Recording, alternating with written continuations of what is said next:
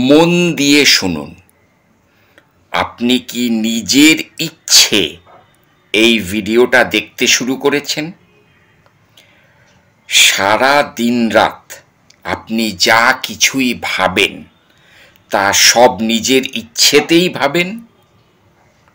আপনার যা কিছু খেতে ভালো লাগে, যা কিছু করতে ভালো লাগে, তা সবই আপনার নিজের ভালো লাগা? এটা দেখতে দেখতে আমার সম্বন্ধে আপনি যা কিছুই ভাবছেন তা কি নিজে থেকেই ভাবছেন? এর পরের মুহূর্তে আপনি ঠিক কি করবেন তা আপনি কি নিজেই ঠিক করবেন? ভাবুন ভাবুন, ঠিক এখন যেটা ভাবছেন সেটা আপনার নিজের ইচ্ছেতেই ভাবছেন তো? এতক্ষণ পর্যন্ত যদি আপনি এটা দেখে থাকেন তাহলে আমি আপনাকে তা দেখতে বাধ্য করেছি, কিন্তু আপনি কিছুতেই আমার এই কথাটা বিশ্বাস করতে চাইবেন না। আর সেটাও আমার ইচ্ছেতেই হবে, কারণ আমিও এই যে কথাগুলো আপনাকে এখন পর্যন্ত বললাম তা আমার নিজের ইচ্ছে বলিনি। এর সবটাই হয়েছে স্বয়ং ঈশ্বরের ইচ্ছে। ভেবে দেখুন, অসীম অনন্ত এই বিশ্ব ব্রহ্মাণ্ড আর এর শত শত কোটি গ্যালাক্সির মধ্যে আমাদের এই পৃথিবী একটা অতি তুচ্ছ বালির দানা, আর এর কোনো একটা কোণে গজিয়ে ওঠা অতি সাধারণ কটা জংলা গাছ। আমার আশেপাশে এই যে অতি তুচ্ছ পাতাগুলোকে দেখছেন, এগুলো আপনি ঠিক করে গুনতেও পারবেন না, অথচ এই প্রতিটি পাতার নাড়ি নক্ষত্র তার কাছে আলাদাভাবে রক্ষিত আছে।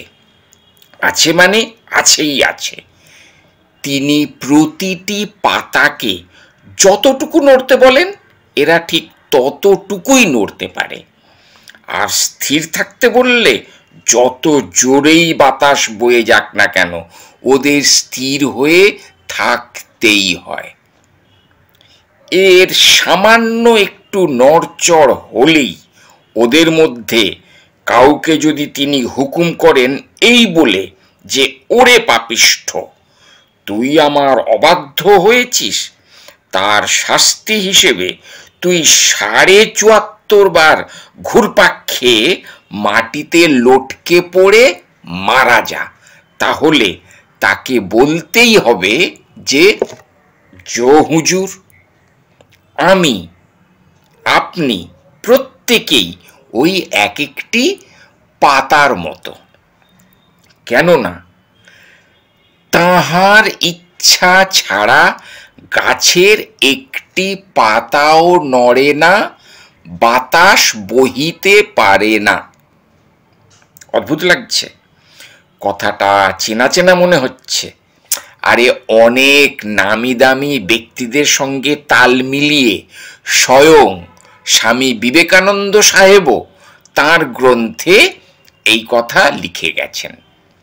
আচ্ছা বাবা, চিৎকার করতে হবে না, লিঙ্কটা ডেসক্রিপশনে দিয়ে দিয়েছি, চেক করে নিন। তাহলে আপনি কি আমার এই কথাগুলো মানছেন কি মানতে পারছেন না? কমেন্টে আপনার মতামত লিখে জানান।